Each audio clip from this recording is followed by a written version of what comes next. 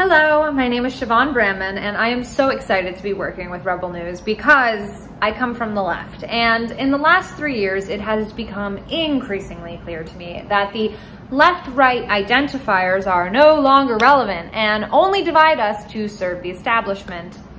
My fear is that the vaccine mandates are being used to push a biometrics regime, incrementally making technocratic tyranny the norm. More shockingly, I'm American, and after watching the One Note coverage of the trucker convoy, I believe that even if you disagree with the truckers, if the Emergency Act can be utilized for the first time in Canada's history under the guise of terrorism, imagine how that will be used and manipulated in the future for anyone that protests in the name of national security.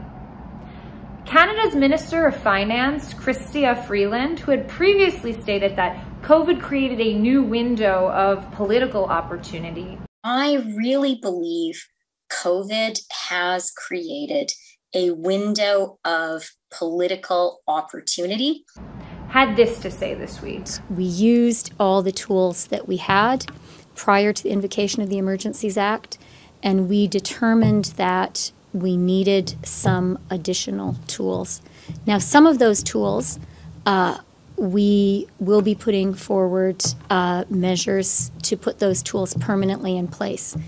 The authorities of FINTRAC, I believe, do need to be expanded to cover crowdsourcing platforms and payment platform and their payment providers. So that is something that we need to do, and we will do, and that needs to be in place permanently.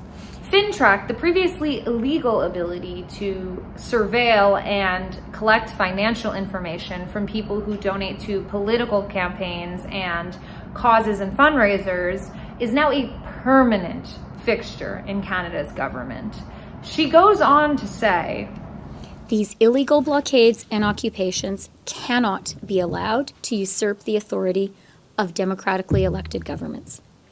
They cannot be allowed to threaten peace, order, and good government, and they will not be allowed to do so. Now, let's be clear. What she's saying is that citizens no longer have the right to protest anything the establishment deems unacceptable.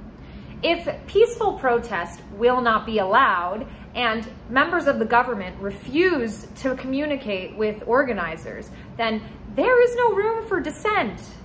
Ironically enough, the comments on this video have also been turned off. If Canada's truckers can raise $10 million, then this is not a fringe minority that can just be written off. The ability to seize people's bank accounts and insurance has to be seen as major government overreach and a warning of what's to come as they try to push us further and further into a hygienic cashless society. In my mind, this is incredibly similar to the farmers' revolution in India, and the trucker convoy should be seen as a class struggle against a technocratic regime.